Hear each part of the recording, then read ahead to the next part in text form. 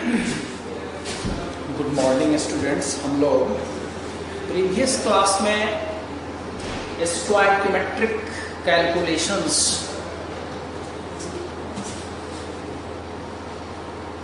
से related numericals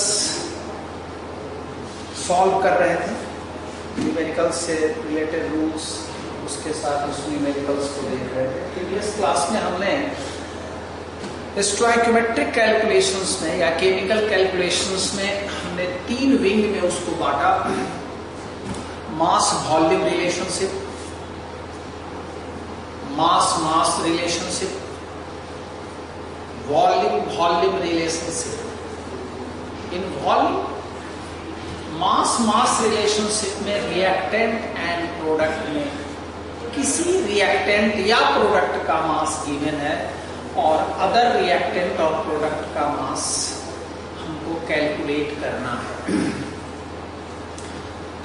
दूसरा case था मास वॉल्यूम रिलेशनशिप। उस मास वॉल्यूम रिलेशनशिप में हमने देखा कि कोई रिएक्टेंट या प्रोडक्ट किसी का मास नोन है, वॉल्यूम अननोन है, या वॉल्यूम नोन है तो मास अननोन है। थर्ड केस है वॉल्यूम वॉल्यूम रिलेशनशिप, जिसमें वॉल्यूम ही नोन है, वॉल्यूम ही अननोन है, reactant and product. Volume volume relationship में भी हम लोगों ने देखा कि गैस के रिगार्डिंग अगर हम उसको लेते हैं तो उसको यूडियोमेट्री कहते हैं, और रिगार्डिंग ऑफ सॉल्यूशन जब कंसीडर करते हैं तो उसको टाइट्रेशन कहते हैं, वॉल्यूमेट्रिक एनालिसिस कहते हैं। इसी कड़ी में हमने आज देखा the limiting reagent concept.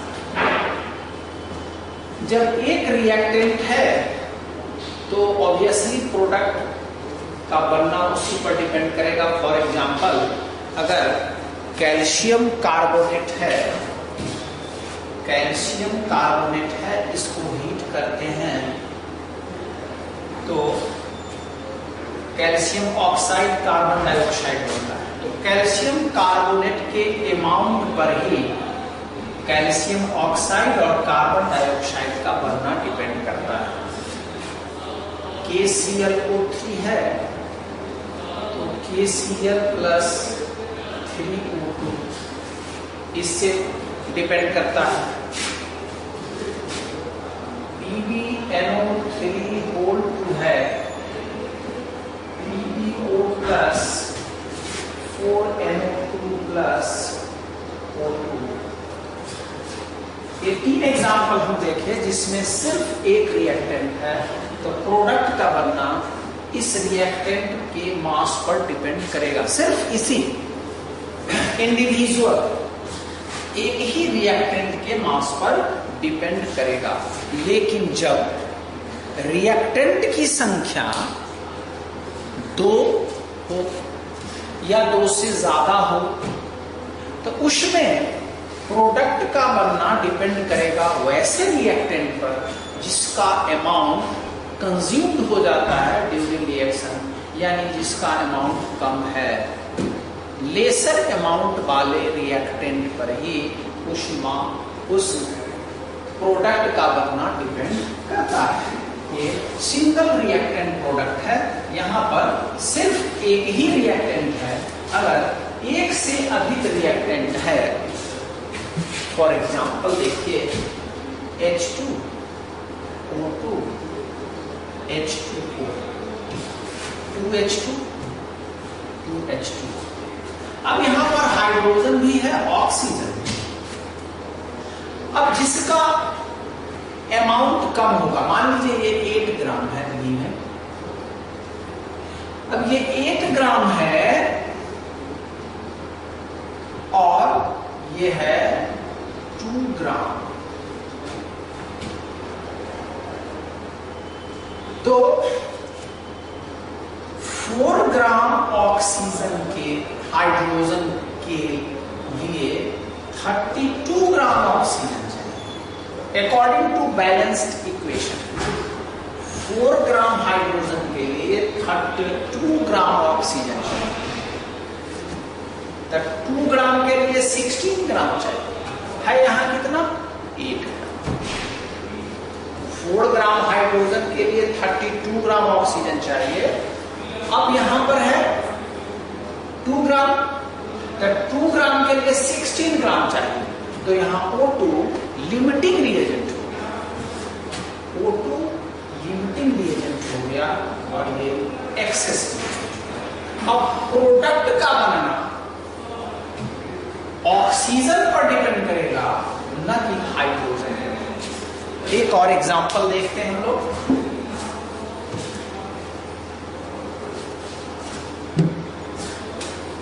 Carbon plus oxygen CO2 बनता है, ये 16 ग्राम है, ये 24 ग्राम। अब देखिए 12 ग्राम के लिए 32 ग्राम ऑक्सीजन चाहिए, तो 24 ग्राम के लिए 64 ग्राम ऑक्सीजन। तो यहां भी ऑक्सीजन लिमिटिंग रिएजेंट है, क्योंकि ऑक्सीजन 16 ग्राम है, तो कार्बन 24 ग्राम है, इसका कंबशन नहीं होगा, ये एक्सेस होगा। तो प्रोडक्ट का बनना लिमिटिंग रिएजेंट पर डिपेंड करता है। अब सबसे पहले इसका डिफिनीशन देखते हैं और इससे रिलेटेड 2 न्यूमेरिकल्स हम देखेंगे। Limiting reagent, the reactant which is present in the lesser amount, जो lesser amounts gets consumed after some times, after that no further reaction takes place। जो lesser amount में है वो जब तक है रिएक्शन कंटिन्यू करेगा, वो अगर कंज्यूम हो जाएगा तो रिएक्शन बंद हो जाएगा। After that no further reaction takes place, whatever be the amount of other reactants present, hence the reactant which gets consumed limits the amount of products formed and is therefore called a limiting reagent। Product का बनना इस limiting reagent पर ही depend करता है। अब इससे related हम 2 numericals देखते हैं।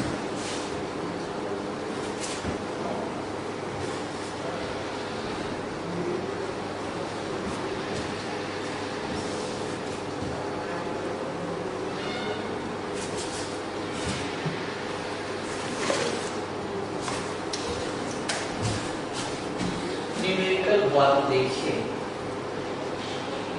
इन a reaction A plus B2 AB2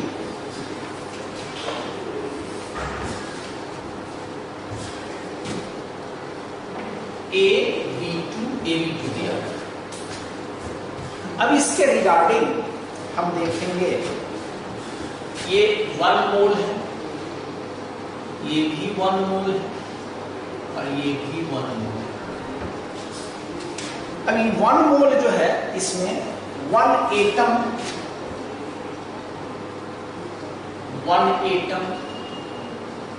1 मोलेकुल 1 मोलेकुल। अब एक यहां 1 एटम ही है, लेकिन यहां पर 2 एटम्स है, यानी 1 मोलेकुल B2 कंसिस्ट 2 एटम्स।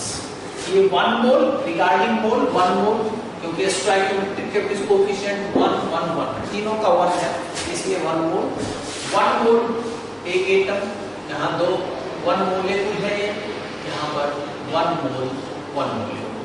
एक मोलेकुल B2 में 2 एटम्स हैं। अब यहाँ पर कुछ क्वेश्चंस है, देखते हैं। 300 atoms A of A plus 200 molecules of B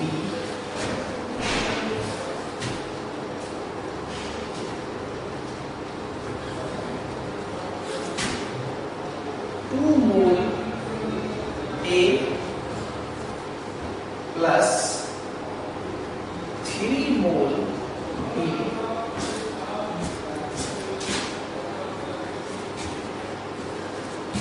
100 atoms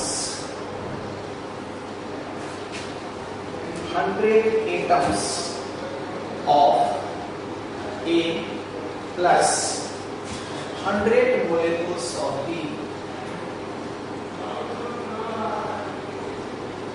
100 molecules of B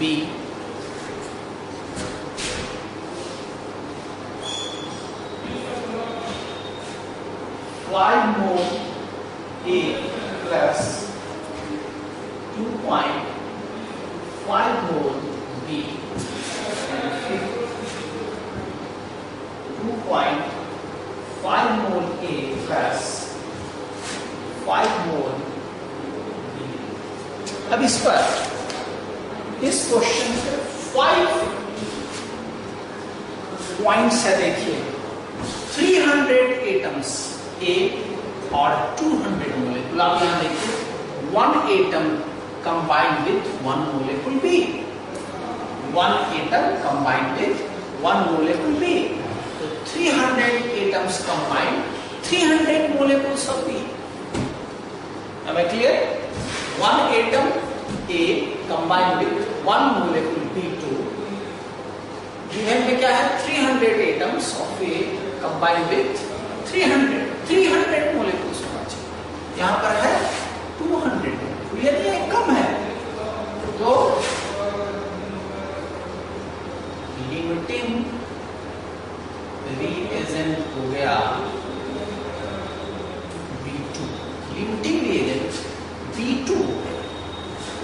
अब यहां देखिए रिगार्डिंग मोल 2 मोल A, ये 3 मोल है, 1 मोल A combined with 1 mole B, यहां है 2 मोल कंबाइंड विथ 3 मोल B। इसका मतलब लिमिटिंग रिएजेंट है A।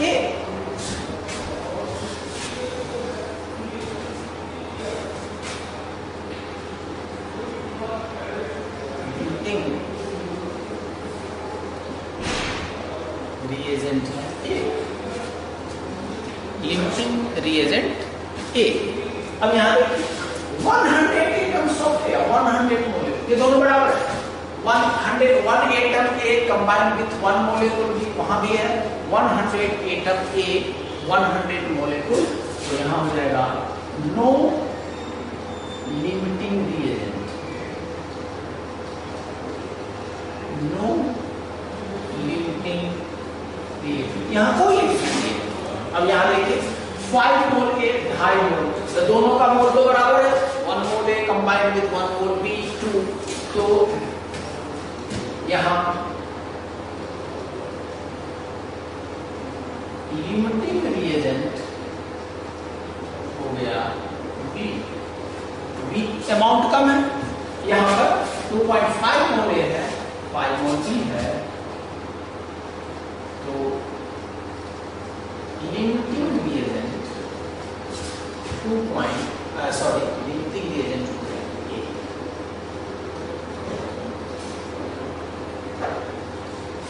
अब एक क्वेश्चन हम देखते हैं जिसमें थोड़ा बड़ा क्वेश्चन है, उसको देखते हैं।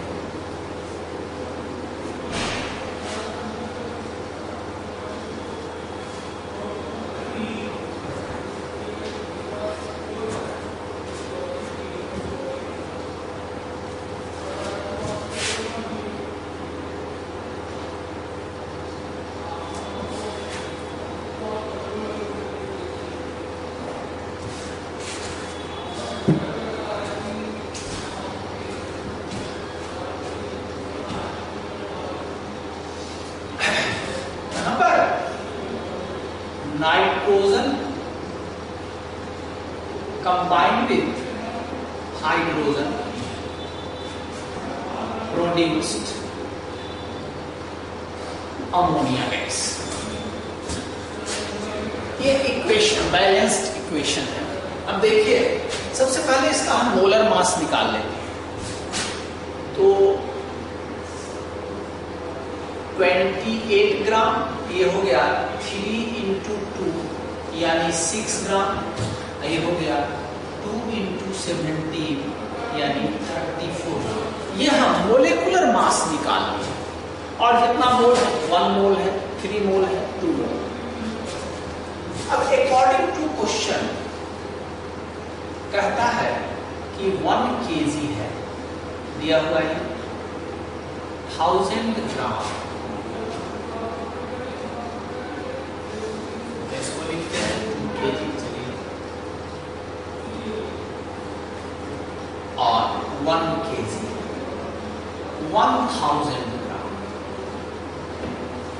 यानी नाइट्रोजन है 2000 ग्राम और हाइड्रोजन है 1000 ग्राम। देखने से लगता है कि हाइड्रोजन कम है, नाइट्रोजन ज्यादा है। इससे लगेगा क्या कि हाइड्रोजन जो है लिमिटिंग रिएजेंट है, नाइट्रोजन एक्सेस रिएजेंट है, लेकिन ऐसी बात नहीं है। 6 ग्राम के लिए, 6 ग्राम हाइड्रोजन के लिए हमको चाहिए 28 ग्राम। 6 4 जा 24, यानी लगभग 4 गुना से अधिक, 4 टाइम्स से ज्यादा, 4 टाइम्स से ज्यादा नाइट्रोजन चाहिए हाइड्रोजन। और यहाँ कितना नाइट्रोजन है? सिर्फ 2 गुना। तो तब इस तरह से पता चला 6 ग्राम के लिए हमको 28 ग्राम चाहिए, तो 1000 के लिए हमको एवं 4000 ग्राम चाहिए, 4000 से अधिक। इसका मतलब कि हाइड्रोजन ह्यूज अमाउंट में है, नाइट्रोजन कम अमाउंट में है। इसको निकाल के भी हम देखते हैं।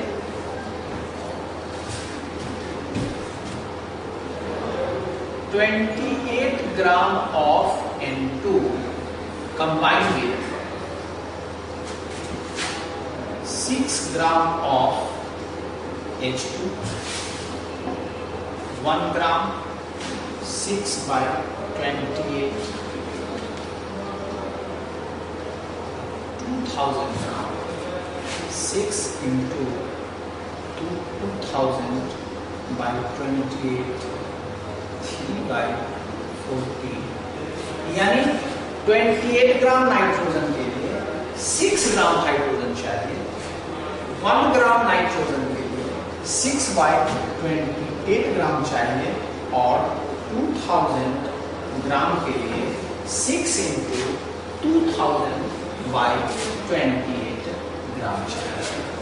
अब इसको कैलकुलेट अगर हम करें, 7000 यानी 1000, 3000, 7 4 जा 7 2 जा 7 8 जा 7 5 जा, यानी 2000 ग्राम नाइट्रोजन कंबाइंड विथ 7 4 जा 28, 2 0, 7 2 जा 6, 7 8 जा 56, 7 4 जा 7 5 जा, तो हम 28.5 ग्राम ऑफ H2 रिक्वायर्ड, इतना H2 चाहिए, यानी H2 एक्सेस है। तो हमको 2 बात का पता चला,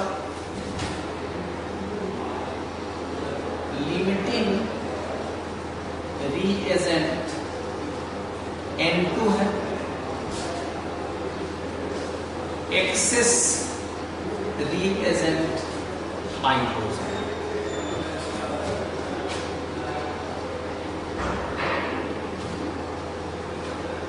लिमिटिंग रीएजेंट नाइट्रोजन है, एक्सेस रीएजेंट हाइड्रोजन है। तो पहले क्वेश्चन का आंसर हुआ कि लिमिटिंग रीएजेंट इसमें कौन सा है।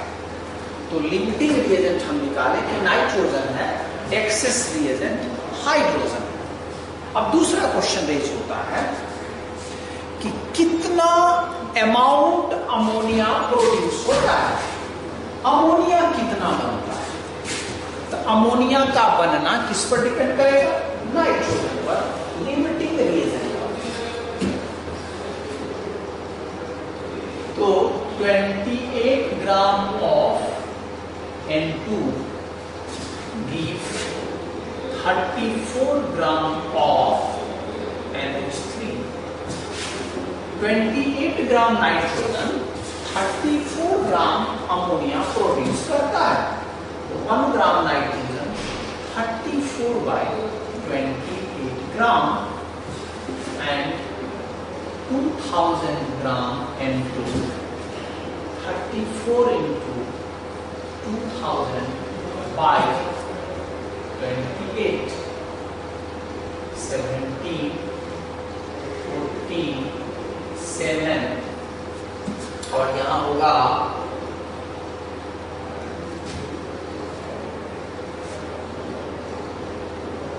7 to the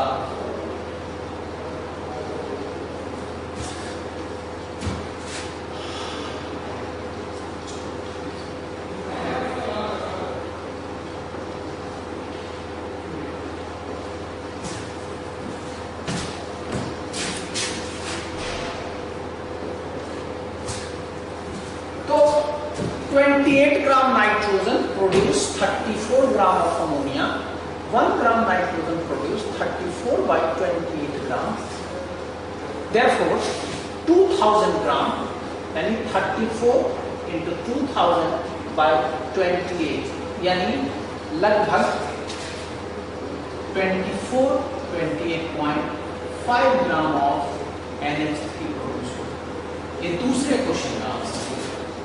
पहले क्वेश्चन का आंसर हुआ कि लिमिटिंग रिएजेंट कौन है, दूसरा क्वेश्चन है कि सेकंड क्वेश्चन है कि इसमें नाइट्रोजन अमोनिया कितना प्रोड्यूस करता है।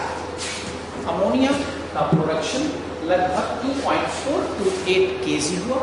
अब तीसरा क्वेश्चन है कि एक्सेस अमाउंट ऑफ, चाहे remaining amount of hydrogen, hydrogen कितना बचता है, amount of hydrogen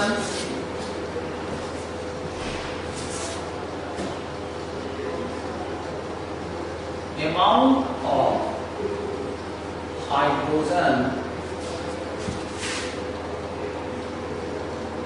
remains left, यानी 1000 minus 4 to 8.5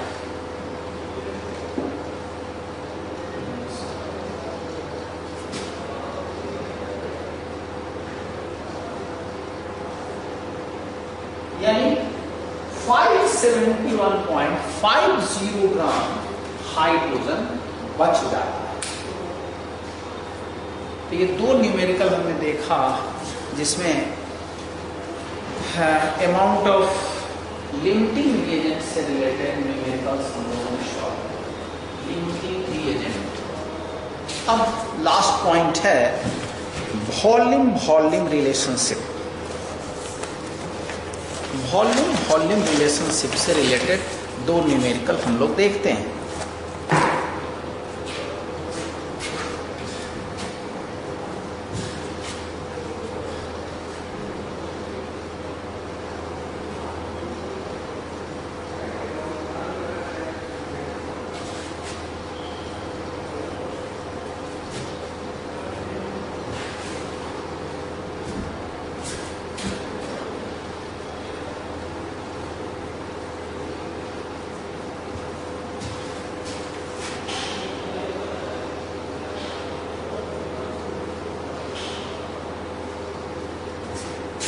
Volume numericals involving volume relationship.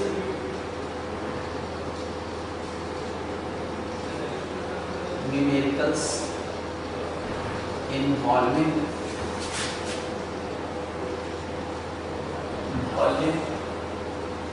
Volume relationship. Numericals involving volume relationship. दो न्यूमेरिकल इसमें हम देखते हैं.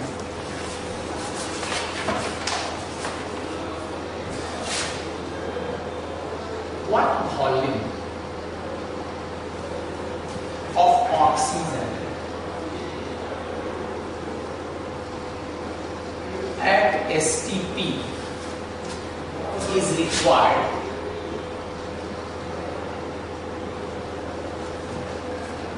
to effect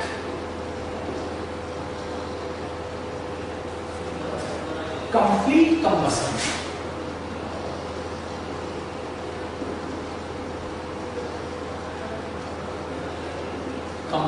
combustion of 200 cubic centimeter of acetylene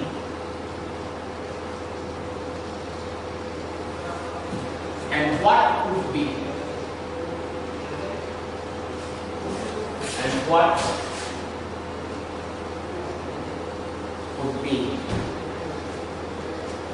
the volume of carbon dioxide formed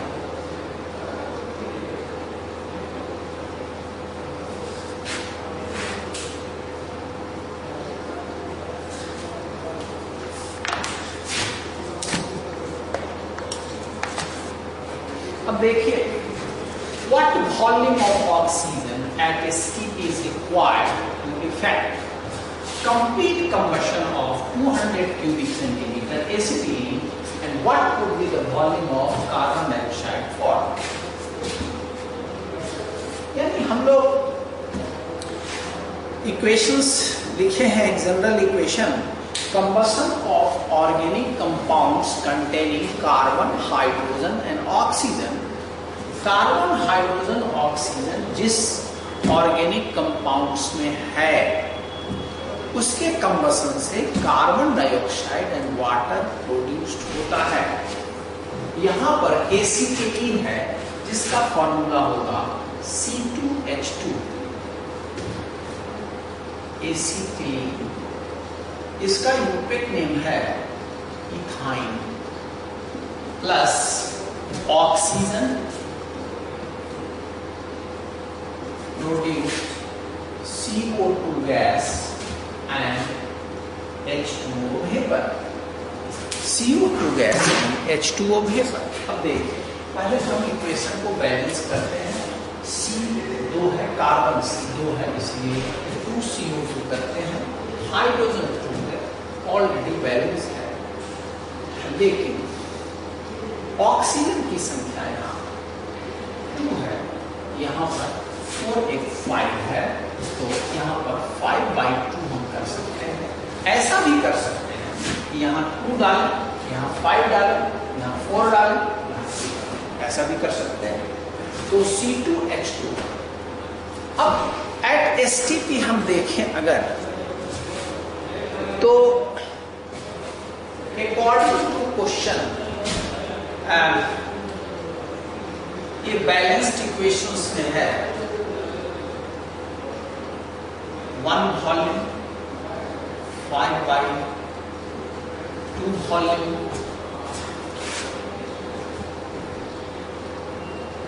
2 volumes 1.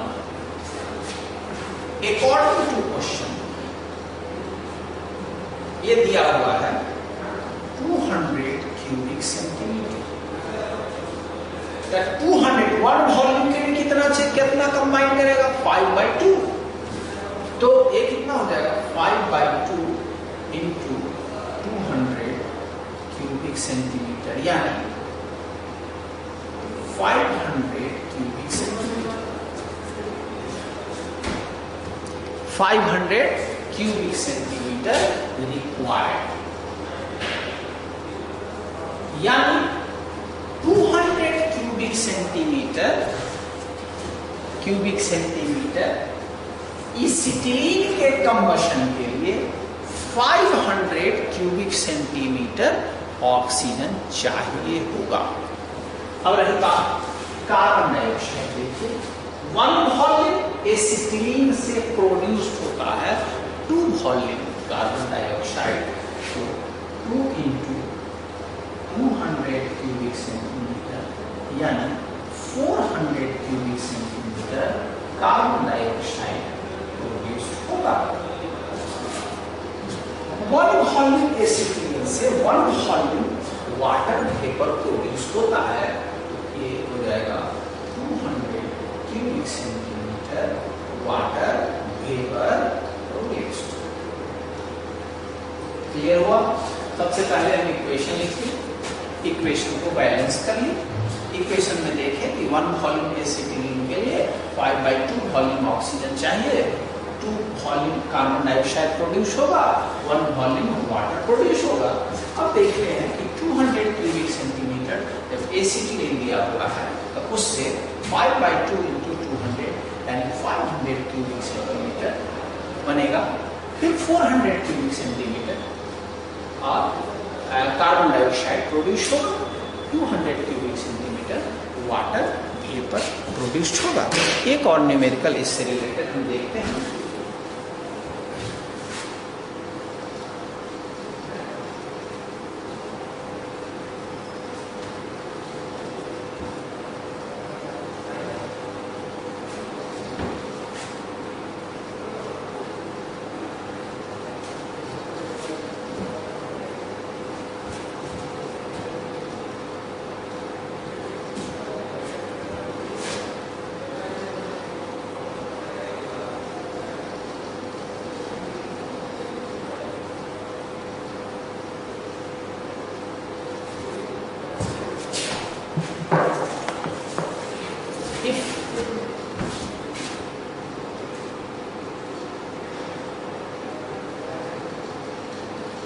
If 10 volumes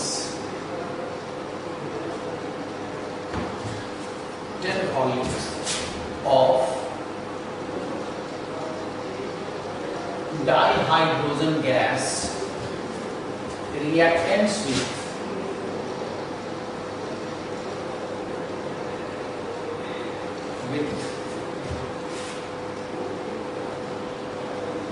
5 volumes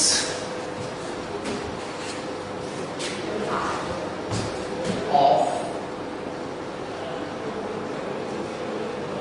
dioxygen gas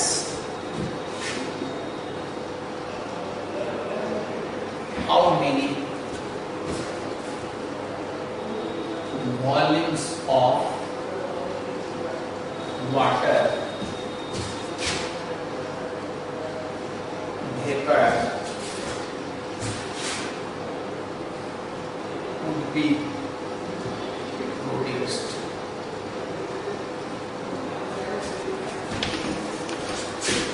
अब यहां है कि 10 volume dihydrogen gas react with 5 volumes di, यहां पर लिमिटिंग रिएजेंट का फिर कंसेप्ट आया, डाइहाइड्रोजन H2 प्लस 2H2O। देखिए सब गैसियस स्टेट में है, तो एट एस्टिक, अच्छा इसको बैलेंस करेंगे तो 2 लिखेंगे, 2 वॉल्यूम्स 1 वॉल्यूम 2 वॉल्यूम्स। अब अकॉर्डिंग टू क्वेश्चन ये दिया है 10 वॉल्यूम्स 5 वॉल्यूम्स, ये क्वेश्चन ये जस्ट डबल है, देख लीजिए 1 वॉल्यूम के लिए 1 वॉल्यूम ऑक्सीजन के लिए 2 वॉल्यूम्स हाइड्रोजन चाहिए, तो दोनों बराबर अमाउंट है। How many volumes of water vapour will be produced, दोनों का अमाउंट इक्विवेलेंट है। 5 वॉल्यूम्स ऑक्सीजन है, उसके लिए 10 वॉल्यूम चाहिए ही, 1 वॉल्यूम 2 वॉल्यूम हाइड्रोजन के लिए 1 वॉल्यूम चाहिए, हाफ तो यहाँ 10 वॉल्यूम है, 5 वॉल्यूम, तो निश्चित रूप से 1 वॉल्यूम ऑक्सीजन, यहाँ पर 2 वॉल्यूम है, तो 1 वॉल्यूम से 2 वॉल्यूम प्रोड्यूस होता है, तो 5 से 10 वॉल्यूम होगा, या 2 वॉल्यूम हाइड्रोजन से 2 वॉल्यूम वाटर वेपर निकलता है, तो 10 वॉल्यूम से ये हो जाएगा 10 volumes of water vapour produced, 10 volume produce. अगर यहाँ कोई फर्क रहता तो फिर तो इस चैप्टर में हम लोग